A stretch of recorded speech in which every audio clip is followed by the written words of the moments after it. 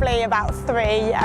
My mum sent me to dance school with my pair of ballet shoes, and I loved it, absolutely loved it. And I'd always be like, oh, I want to be a ballerina. The thing about dancing is it uses every single part of your body. You can use your feet, your legs, your arms, your head, your shoulders, like every single aspect of your body, and it's all about inner strength as well.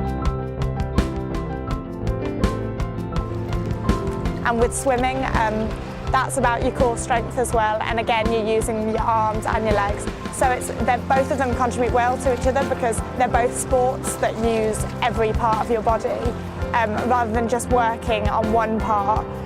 So I think they tie in nicely that way. It keeps me physically fit, which is really important to me, but it also gives me something that takes my mind off work and essays and other things that I'm doing in my day-to-day life. It's nice to have like a break to get your energy out.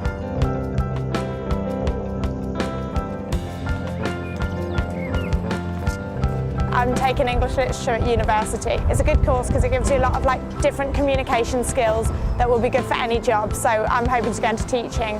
It's really important for me to be like a busy person in my lifestyle. As far as like one specific dream is, I don't know, I just want to teach and dance and be successful, and hopefully that will happen one day. Are you alright? I'm really committed to coming to the gym and training. Like I say, I do it pretty much every day, so it is a big part of that. I suppose it allows me to sort of de-stress, I suppose. I enjoy being here as a social aspect, seeing my friends. I'm a dental student, so my timetable is pretty busy. Sometimes it's quite hard to fit training around my studies. If I've got a lot of work on and I can't come to the gym, I really miss it.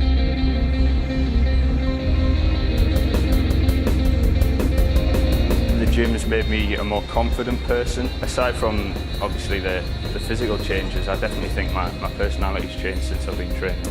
It might sound a bit cheesy really, but there's sort of a great amount of pleasure in pushing for a personal best, you know, trying to be better than you've been before, lift heavier. I think that does transfer, you know, to your wider life with my studies and pretty much everything I do.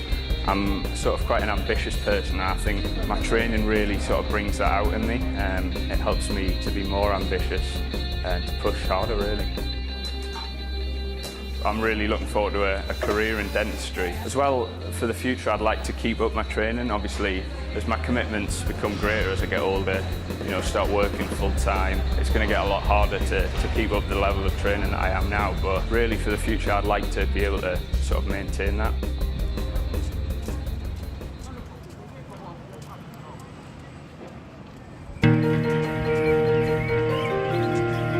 When I decided that I wanted to ski to the South Pole and become the youngest Briton ever to have done that from the coast, I realised very quickly that really my personal fitness was going to be the only way I was going to get there, however determined and stubborn you are. So for me, sport was a really important way of ensuring my success. Because I was training with a focus on the expedition for over 3 years, I used quite a variety of different sports. Primarily it was cycling and rock climbing. And in addition to that, I joined the rowing club, which was 11 training sessions a week of, you know, both rowing, using the ergo machines, and running, sprint training, weights. So a very nice mix. Well, the South Pole expedition was 8 weeks, 56 days. We gained over 3,000 metres in height. So basically every day we were going uphill into a headwind of up to 40 knots. When the challenges came and you had a bad day, when it was poor light conditions or it was very strong winds, very cold temperatures, you knew at the back of your head that you could beat it. I've got 1 year left of studying geography at Newcastle, and I'd really like to get that done. It's a subject I enjoy. But after that, really, there's so much out there that I want to go and do. I refuse to accept that at 21 I've achieved everything I want to achieve. I like to think that it's just the start.